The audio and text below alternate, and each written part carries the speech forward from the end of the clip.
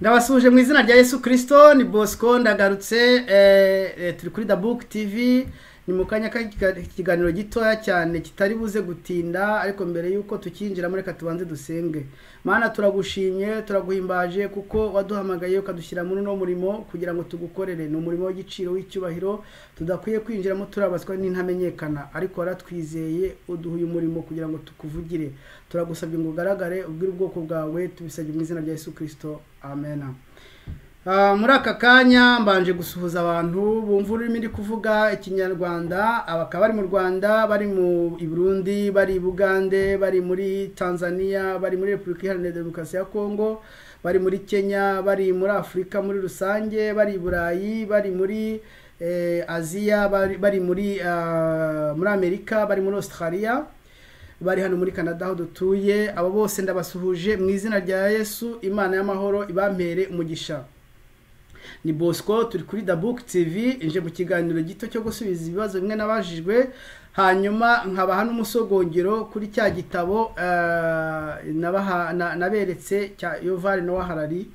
Reka rero dutangire dusubiza ibibazo, ariko mbere yuko dusubiza ibibazo hari indirimbo nakunze cyane, nayirose nijoro nkangutse nsanga umuntu yanyarikiye ambaza ibibazo bimwe na bimwe, nuko nabubwira nti uziko nandi kurota indirimbo reka nyibaririmbire ko gatoya ni igitero kimwe kiravuga ngo hazaba witiraniro rikomeye ubwabera bazareba mu maso hawe, bazamenya ko ari wowe wabambwe ku musaraba, bakakwica urupfu rubi,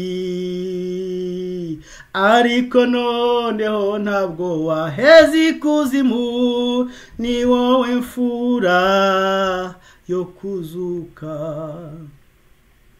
Ikintu cyose giteye agahinda n'ishavu ntikizagera mu rugo iwawe, imfubyi n'abapfakazi nibaza mu ijuru uzabahoza amarira. Hazaba witiraniro rikomeye ubwabera bazareba mu maso hawe, bazamenya ko ari wowe wabambwe ku musaraba, bakakwica urupfu rubi, ariko noneho ntabwo waheze ikuzimu, ni wowe mfura yo kuzuka. Haleluya, haleluya. Indirimbo yankumbuje ijuru cyane, iteraniro ryo mu ijuru, ngo hazabaho iteraniro rikomeye ngo ubwabera bazareba mu maso hawe, ngo bazamenya ko ari wowe wabambwe ku musaraba, bakakwica urupfu rubi, ariko noneho ntiwaheze kuzimu, ni wowe mfura yo kuzuka. Haleluya, haleluya.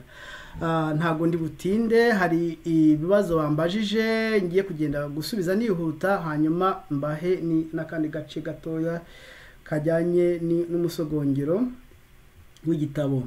Ikibazo cya mbere bambajije kiravuga ngo kuki abaedomu n'abamowabu n'abamoni bazarokoka ukoko kwa Antikristo. Biri muri Danieli ibice 11 murongo wa 41, haravuga ngo agere mu gihugu gifite ubwiza, benshi bazatikizwa, keretse abaedomu n'abamowabu n'imfura z'abamoni nibo bazarokorwa mu kuboko kwe. Kuva kera ntabwo Imana yigeze yemerera abaedomu bakomoka kuri Esawu ko barwana n'Abayisirayeli bakomoka kuri Yakobo, kuko ntabwo Imana yemera fratricide, ntabwo Imana yemera kwicana kw'abavandimwe. Satani wenyine niwe utera kwicana kw'abavandimwe.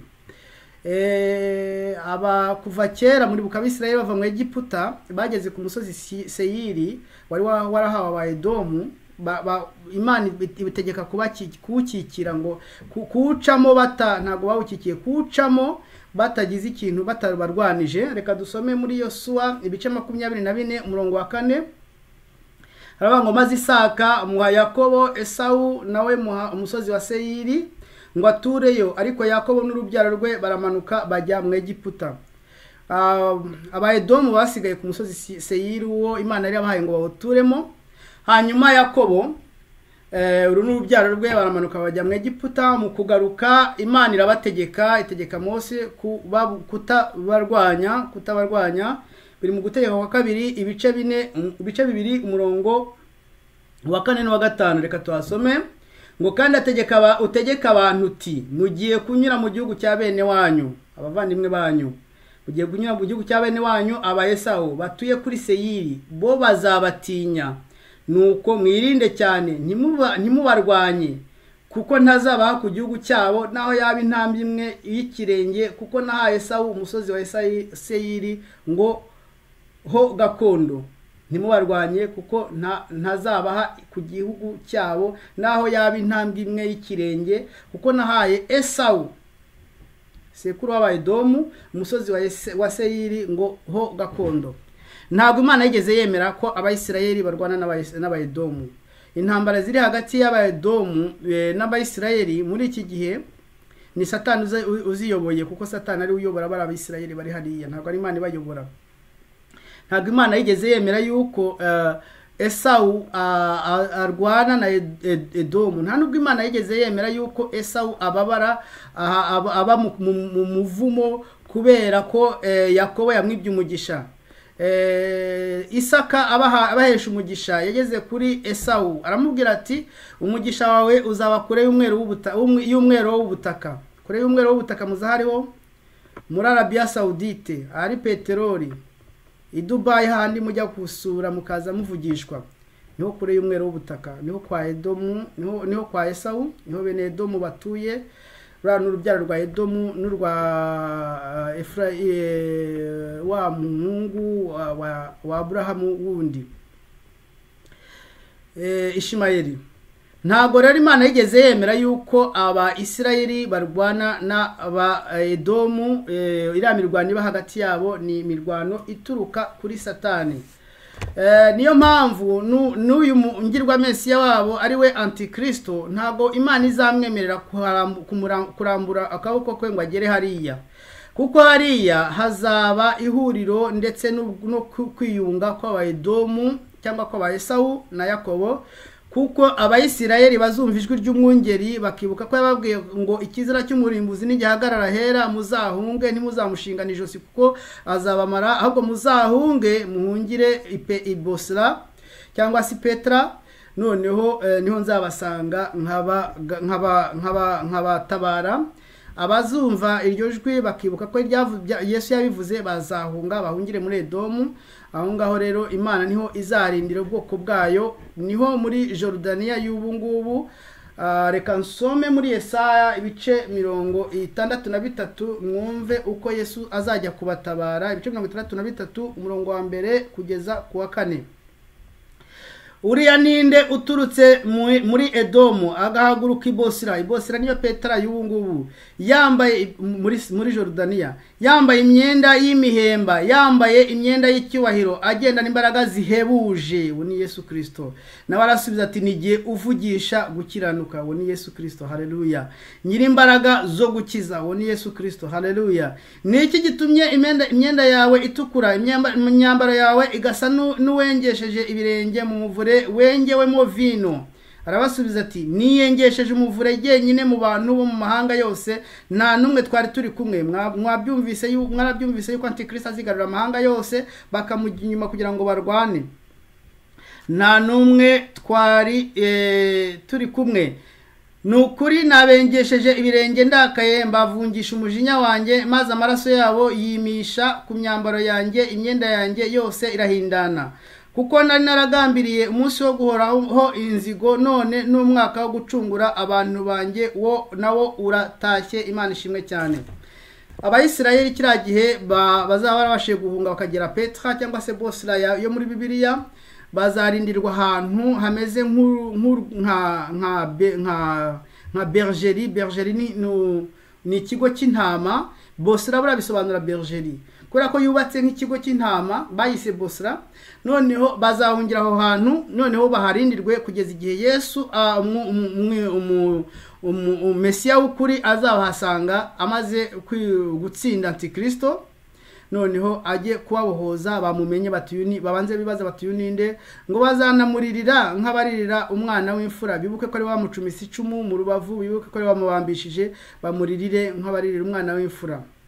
Reka aho ngaho two kwatinda ntabwo rero Edomu na Mowabu n'Abamori bazaramburirwa kuko Antikristo kuko Imana izahagarara ni naho izahungishiza ubwoko bwayo niho hazabera n'ubwiyunge bw'ukuri hagati ya Esawu na Yakobo.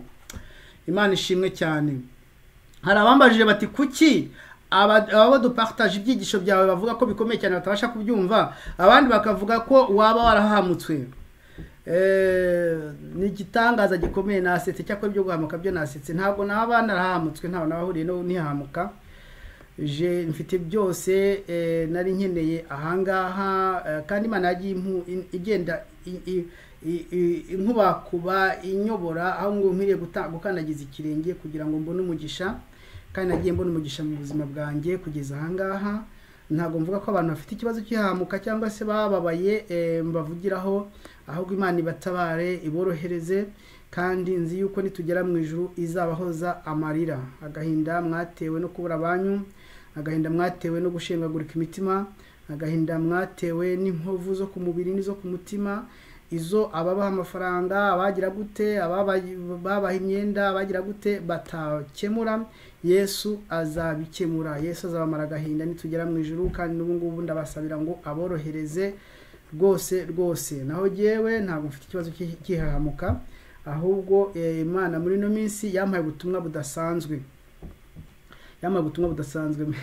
nibutse kera niga muri universite ndi iwacu ndi mu biruhuko nigeze kwambara imyenda ya siporo njya mu rugo nkajya nsimbuka nkazamuka tudarage ninjira mu nzu nkongera ngasubira hasi nkazamuka ngiye kubona mbona abantu batonze umurongo haruguru y'ugo abadamu abana bato duturanye batangira kundeba bifashe gutya bamwe bagenda bavuga ati bose ko kwa runaka yasaze bagenda bahamagara hose bati bose ko yasaze abantu barareba batazi yuko umuntu ashobora gukora siporo wenyine akasimbuka mu rugo wenyine agasimbuka hasi umugozi ubwo arabyumva nyine abantu iyo babonye gukora ibintu bidasanzwe bagira ngo uri umusazi cyangwa waravangiwe ariko ntabwo ariko bimeze. Nizere ko nta bantu bize bavuga ko n'abana naravangiwe kuko ndi kuvuga ibintu by'ibitabo bo batazi gusoma batabona umwanya wo gusoma bibereye mu gusoma nyine byo basoma bibereye muri bya bindi by'amatiku yandi kubona umuntu uzi gusoma agasobanura ibyo yasomye neza kandi agafata ibintu mu mutwe ntabwo ari ubusazi. Nizere ko atari ko bimeze. Reka no kujya mu bintu byinshi cyane rimwe ne data wambwiye ati ntukagumye kwivuga nibyo koko kandi namuketse rimwe ne data wabyanditse ndumva namuketse ni kuri ahugura turasanganywe turaziranye nubwo izina yarihisha turaziranye ni kuri ahugura nakumvise mwene data Imana iguha umugisha ntago kwivuga ari byiza koko kandi satani yagutegera mitego. Rero Imana bafashe kubyumva abadashoboye kubyumva ntago nabarenganya niko bimeze. Habaye igihe kirekire abantu bigishwa nabi bigishwa n'abantu babaha isukari aho kugira ngo babahe umunyu abantu bababereye isukari babaryohereye nk'isukari kugira ngo babere nk'umunyu kandi ijambo ry'Imana ridusaba kuba umunyu w'isi. Ese muzi aho umunyu n'isukari bitandukaniye? Umunyu urasharira cyane urya gake cyangwa ushira gake mu nkono kagakoza inkono. Isukari iraryohera cyane kugenda ushyiramo nyinshi ni kugenda ushaka kunywa kubakunda isukari birumvikana. Umunyu urinda kubora ariko isukari itinza kubora iyo biboze cyakora biratema koko iyo washyizemo isukari nyinshi biboze biratema. Buri isukari nituma n'inzoga zishya inzagwa zigashya divayi zigashya mbabarire isukari nituma ibyo bintu byose bigenda gutyo. Umunyu uryana mu gisebe uraryana cyane mu gisebe. Iyo ushize mu gisebe uri kucyomora kandi koko umunyu we muri gisebe birakurya cyane ariko ukacyomora. Isukari rero nayo buriya bagikoresha ku bisebe ariko abaganga bayikoresha kugira ngo batinze mikrobe aho kugira ngo kibari igisebe kinini bagashyira isukari ozarantur no mu gisebe ntiryana ariko amamikrobe ahugira kuri ya sukari kugira ngo yinjire mu gisebe ajye kugicukura mu gihe batarakibonera imiti. Umunyu n'isukari biratandukanye ku gisebe. umunyu biriya bango turi umunyu w'isi, mbese umunyu nukayuka ntacyo uzaba ukimaze. Rero nahisemo kuba umunyu, ntabwo nahisemo kuba isukari. Biragaragara ko birashoboka ko nshobora kuvuga amagambo akakugusharirira cyangwa se akakubera nk'umunyu mu gisebe, kuko hari abantu benshi bafite inkovu z'ibyaha mu mitima yabo zimeze nk'ubushye, zitigeze gukandwa habe no kubezwa amavuta. Abo bantu kubera ko guhagararwa imbere n'abantu bameze nk'isukari, bababwira utugambo two kuryoshya, abantu bameze nk'ama motivational speakers bavuga ibintu amagambo ari vide y'ubusa, arimo y'ibihuwe ariko aryohereye, byatumye batasiporuta ijambo ry'ukuri ry'Imana. Ubwo rero nyine mu mbabarire nimba nkora ibintu mvuga ibintu mukumva birakomeye, nibyo nahawe kuvuga, kandi igihe nahisemo kumunyu nubwo nasharira, ntabwo nahisemo kubisukari. Ikindi hari biye mu Cyongereza ni bias, mu Gifaransa ni biye. Abantu bize statistique barabizi, ni ikosa ryigirisa utabizi utabimetiriza neza rikigirisa mu byo uri gukora. Ugomba rero kubimenya hakiri kare, ukamenya ko iyo biye yaza kuzamo, wajya usobanura ibintu ukibuka ko iyo biye ishobora kuzamo. Hari biye rero cyangwa bias iri mu byivuga butumwa ryo mu Rwanda, cyane cyane mu bintu by'uhagarara imbere avugira abandi. Ikintu cya mbere babasha kureba ni ubwoko bwe, uko asa, uko areshya. Nigeze kujyana n'umugabo bita Clement, uwo ni umugabo kera yari umusore twiganaga muri kaminuza ko yigaga imbere yanjye, ntabwo niko mvuga irindi zina ry'abantu bazi Clement baramuzi. Mu gihe twizemo nta muntu n'umwe utazi Clement. Aravuga ati tujyane mu rukari kubwiriza y'ubutumwa hari ku cyumweru, turabyitegura neza, turasenga, nuko duhurira rya kuri Titanic, nakubisemo agashati kanjye. Ati se busi ko kutakubise bikote, nta kote nabona ari nkirege, ndi mutoya, nigenza nkubitamo ishati. Nuko noneho aravuga ati buse ntago wahisha izo mbavu koko. Ndavuga niho yani tugende nta kibazo. Turagenda, tugezeyo bampa ijambo ryo gukingura. Ndibuka n'ijambo navuze ravuga ngo mwiyuboka ry'iyo nyumba bayubakishije amabuye yatunganijwe mu nganzo, nta nyundo, nta ntorezo cyangwa ikindi cyuma cyose cyumvikanye mwiyubaka ry'iyo nyumba. Uko bubatse urusengero rwa Yerusalemu rwa Salomo, nuko nguko amabuye yatunganijwe mu nganzo, nta nyundo, nta ntorezo, nta n'ikindi cyuma cyose cyumvikanye. Biri mu bambi babere ibice 6:7 hari, niba ntibeshye, niba atari 7:6, ntabwo nibwo njya kuhareba. Ndangije kwigisha ijambo nsoreza yivuga ngo namwe mwubaka nk'amabuye maziba kugira ngo munsi y'umwuka no kuko tambi bwera. Ndi kuvuga nihuta kugira ngo ntatinda, ariko iryo jambo murarizi, narabyigishe biraryoha cyane. Ndangije ndagenda nicara, bari banyimpaye umwanya mu baririmbyi inyuma, nicarana n'abasore bari kumva nawe ijambo ry'Imana Clement ari kwigisha. Ndaryibuka nawe ariko sindijyamo, gusa ari kwigisha abwira abantu ko gukora fraud ari icyaha, reka no kubyinjiramo cyane. Birangiye pastor agara imbere baratabanu ati abashyitsi bazagaruke, byabinde abapastor bo paniko twakoraba, abashyitsi bazagaruke bati yego, abashyitsi bazagaruke bati yego, abashyitsi bazagaruke. Umwe bimwanga mu nda w'umudamu arahaguruka ati bazagaruke, ariko hazagaruka umuremure, umugufi ntazagaruke, hazagaruka umuremure, umugufi ntazagaruke hano. Nyine ni biye, nyine ni bias iri mu bwoko bw'Abanyarwanda, ituma umuntu mudahumeka umwuka ungana mu mazuru, utamwemera ko kuvugira imbere, ituma umuntu mutareshya mu ndeshyo, utamwemera ko kuvugira imbere, ituma umuntu mudaturuka hamwe mu karere, utamwemera ko kuvugira imbere cyangwa ibyavuga ukumva na amafuti, ukumva yaba afite ikindi kibazo mu mutwe. Ntabwo rero afite ikibazo mu mutwe, ahubwo nkuko nabivuze ubushize, Imana yaduhisemo kugira ngo dukore umurimo ukomeye nk'uyu nguyu, badutera amabuye ariko tubyemere. Hari abavuze bati se uriya muntu tubona avuga ibintu by'abayimirati cyane, wasanga bari muri kada, ntawe nawuriye nabyo, ahubwo nuko nasomye. Buriya gusoma ni ikintu gikomeye cyane. Buriya Daniel yataza gusoma ntabwo Abisirayeli bari kuzamenye igihe bazavira muri i Babuloni. Babandi basengaga bagasenga iminsi 21 bakongeraho bikagera 30, 40, 50, abagejeje muri no minsi arabagejeje kuri 505. Nabonye itorero icaci igejeje ku minsi 505 isenga. Biriya bintu ni ibintu by'abadayimoni cyane. Mumbabarire kuvuga gutyo kuko ntago hari korali yitwa Vumiriya y'Ibutare yari ifite indirimbo ngo gusenga Uwiteka Imana uhereye kirakose, burya ntibigomba kwikebagura. Gusenga Uwiteka Imana uhereye kirakose burya ntabwo bisaba kwikebagura. cyakora ubanza gusoma kugira ngo umenye ibyo isengera, ubanza gukanura kugira ngo umenye ibyo isengera. Niyo mpamvu na Daniel yasomye mbere yuko ajya gusenga, akamenya yuko burya ubwoko bwabo bw'Abayisiraheli bwategekewe kuzamara imyaka 70 i Babuloni. Bantu bazaga basenga bavuga ati ejo turatashye, nimureke guhinga, nimureke kuba abagaragu bari abantu, nimugire gute. Imana irabacecekesha kuko Daniel yasomye agasobanukirwa, abasha guhanura birayahanuye. Gusoma rero bibanziriza gusenga, hanyuma ibyo utumvise ugapfuka mu gasenga. Nanjye ndasenga ariko ntago ngeza ku minsi 21, nsenga iyo nshoboye kuko ntago bisaba kwicyagura. Imana ishimwe cyane. Ntabwo icyo ngitindaho, ibibazo nabajijwe bimeze gutyo. Hari ikibazo kindi nabajije ngo kumva ijwi ry'umwungeri ni iki. Reka no kuribitindaho cyane. Nari nababwiye ko nzabigisha ku bijyanye n'ubushake bw'Imana.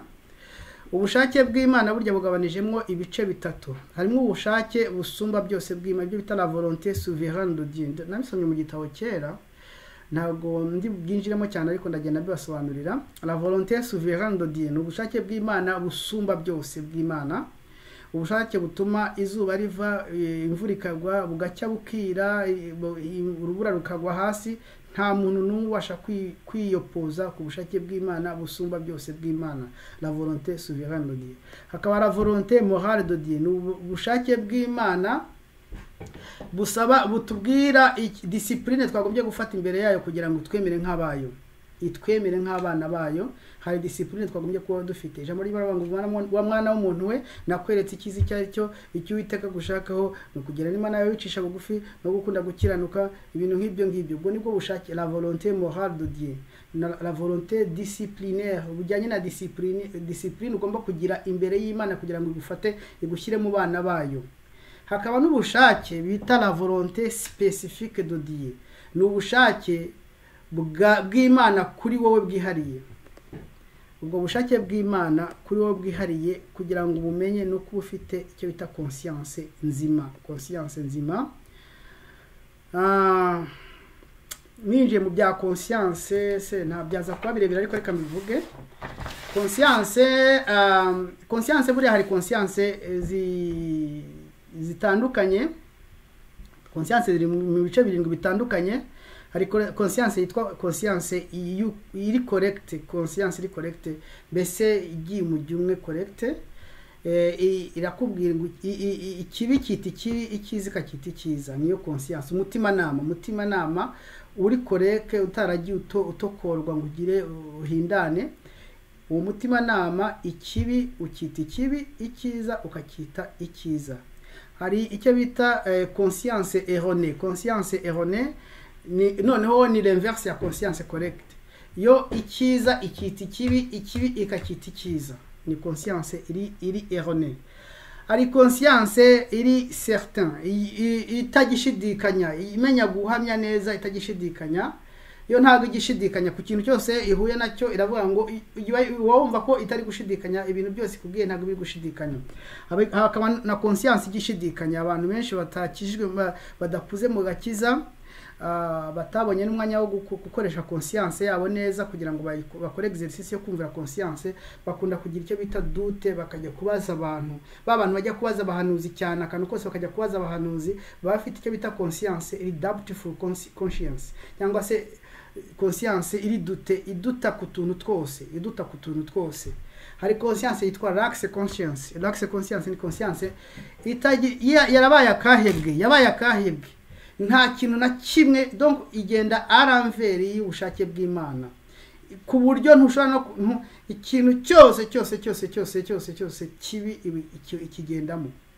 Hakaba na donc conscience yabaye akahebwe. Hakaba na conscience rero iri scrupuleuse, ni conscience igenda ifata nk'icyaha ikacyexagera, igafata cyagombye kuba icyaha ikitagombye kuba icyaha, kandi cyoroshye ikanukoroshye ikakita icyaha, ibintu byose ikagenda ibyexagera.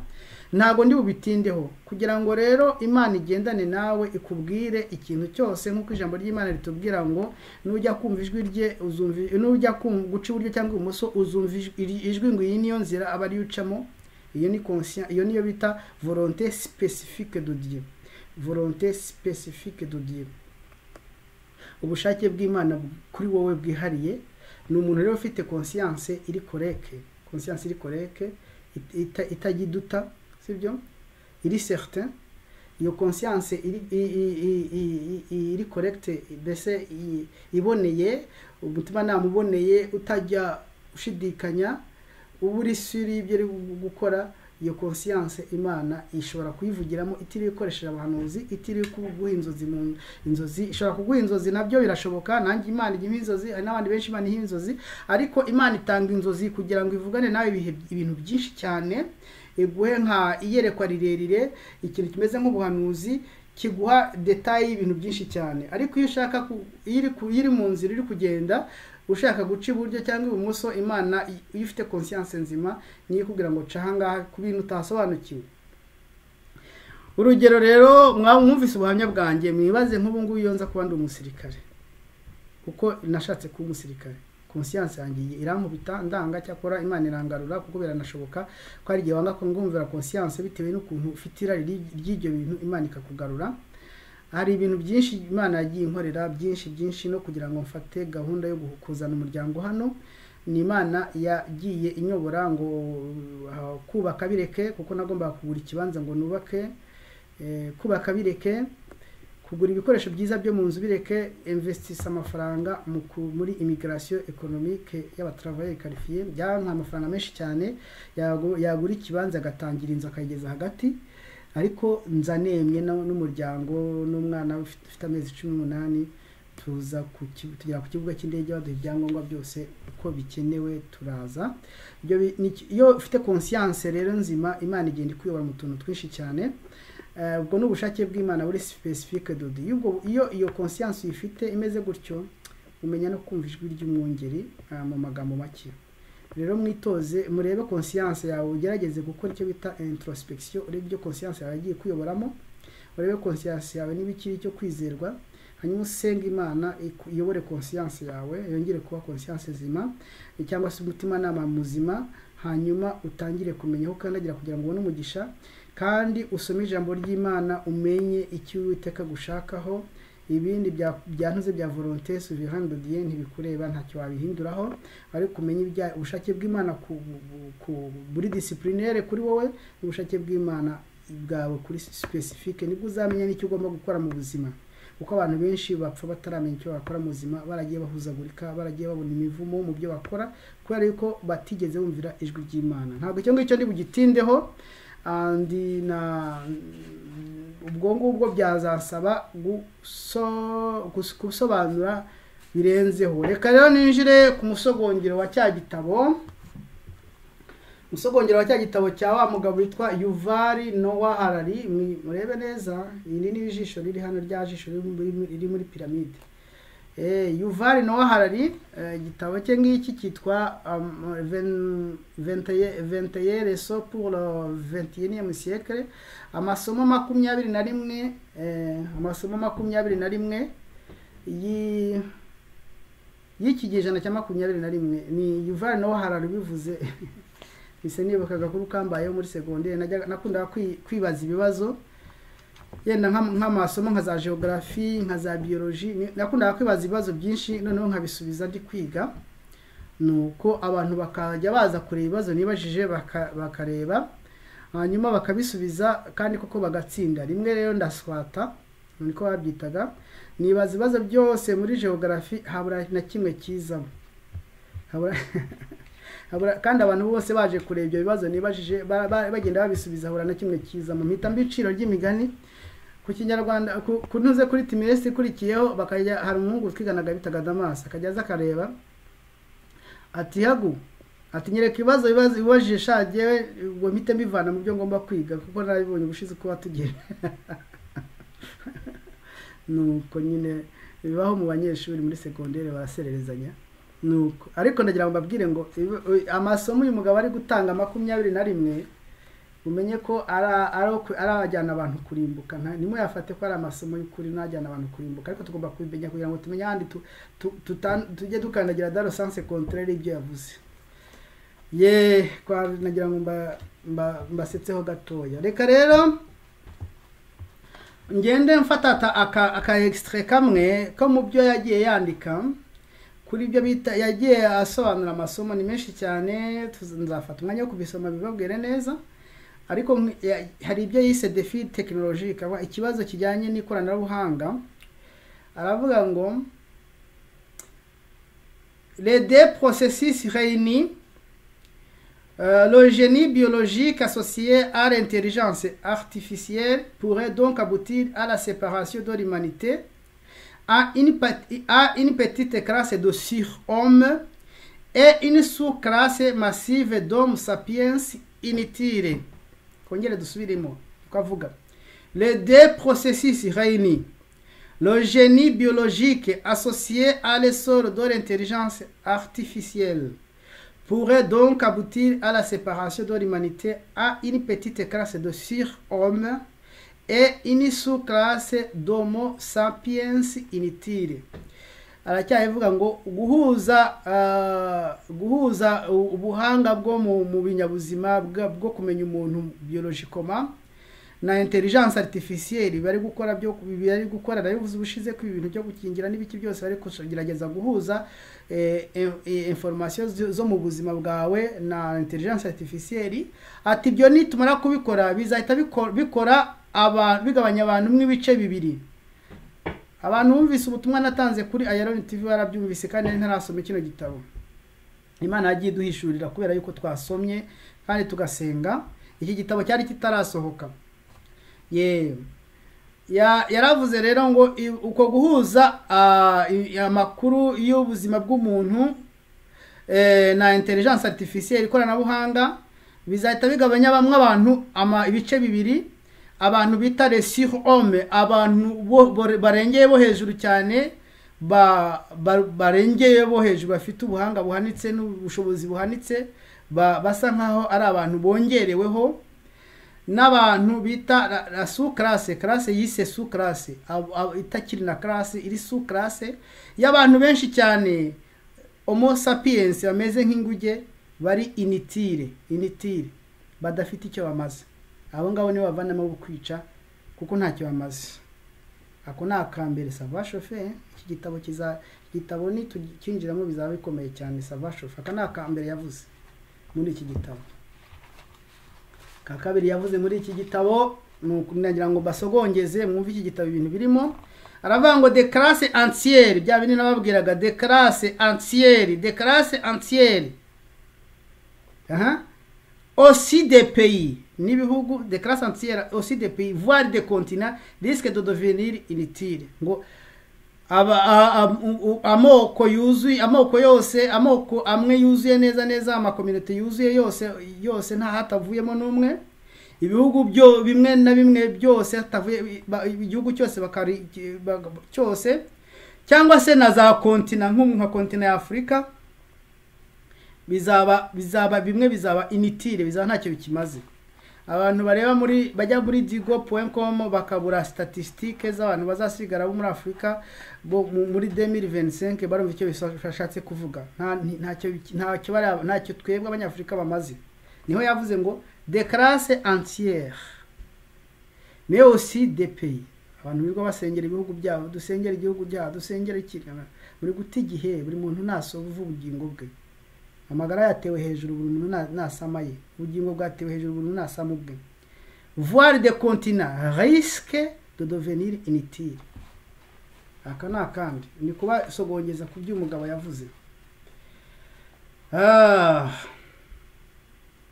Arongera avuga ngo les hommes et machines pourraient fusionner si complètement que les humains ne pourraient survivre s'ils sont déconnectés des réseaux. Aravuga ngo les hommes et machines pourraient fusionner si complètement que les humains ne pourront survivre s'ils sont déconnectés du réseau. Aravuga ngo abantu n'amamashini internet, abantu na ordinateri bizifusiona, bizajya hamwe, biziyunga, bikorere hamwe ku buryo umuntu uzaba uri déconnecté kuri ibyo bintu, sibyo, atazashobora gusiriviva, agomba gupfa.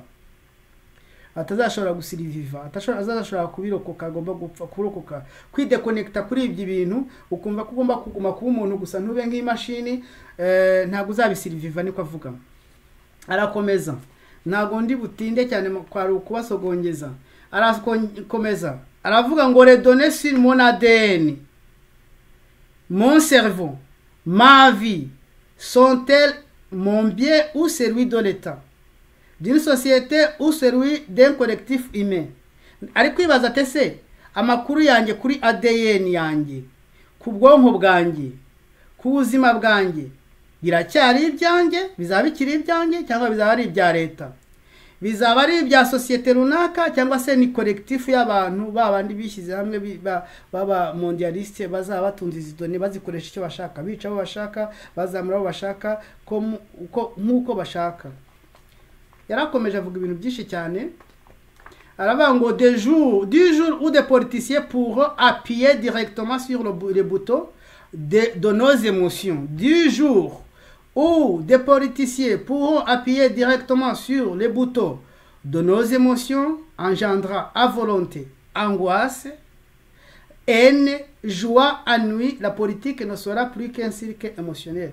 Aravuga ngo umunsi abapoliticiens bazaba bashobora gukanda kuri buto, bagakanda kuri buto, bakaba barema amarangamutima adasanzwe muri wowe, bakaba bagushyiramo urwango rukabije, bakaba bagushyiramo umuhangayiko ukabije ushobora gutuma wiyahura, bakaba gutera ennui zituma wumva uba deprime. Ibyo byose icyo gihe politique izaba yamaze kuba cirque émotionnel. Cirque émotionnel ngo ntabwo ari politique isanzwe, nukuvuga ngo bazaba basigaye bajuwa ku ma emotion, bajuwa ku ma emotion. Ubuse hari icyo atavuze. Uyu ni umusogongero w'iki gitabo. Hari ahantu yageze aravuga ngo uko abanyaburayi bavuye i Burayi bakaza bagurisha agasukari n'intuze n'imikufi n'imiringa, bagashuka abami n'abantu bo muri Afurika, bakabambura ubutaka n'ibihugu byabo, niko natwe turi kubigenza ubu ngubu. Turi kubambura liberté yanyu, tubashukisha isukari na brasore, ubwo turatura twose ko ngo guma ku kazi, ngo ntuzavoyaje, ngo ntuzagera gute, ni abigeranya n'isukari na brasore n'imiringa. Noneho mugatanga ibihugu byose, mugatanga imitima yanyu, mugatanga ubwonko bwanyu, mugatanga ibitekerezo byanyu, mugatanga ntuze ubushake, liberté, uburenganzira bwanyu. Bikaho uburenganzira kuri bo bwo gufatamira ibitekerezo byo mu mitwe yanyu cyangwa mu mitima yanyu, bakabigomorera Satani. Nkuko ijambo ry'Imana ngo dufatamira ibitekerezo mu mitima yacu yanyu tukabigomorera Yesu Kristo, nabo bazafatamira ibitekerezo byo mu mitima yacu babigomorere Satani. Reka ngarukira aho ngaho. Imana ibaho umugisha kwa mwankurikiye, kandi Imana ibaho umugisha kubana nanjye, kugumya kuganira nanjye. Nongere mbasubiriremo, ntago natumwe ku bantu bose, natumwe ku mukumbi mutoya. Kandi nimba ushobora kumva ibintu ndi kuvuga ukumva bisobanukiwe, ujye ushima Imana kuko nawe uri mu bo natumweho. Nimba udashobora kubisobanukirwa ntiwirenganye, byaterwa naho n'ikibazo ufite.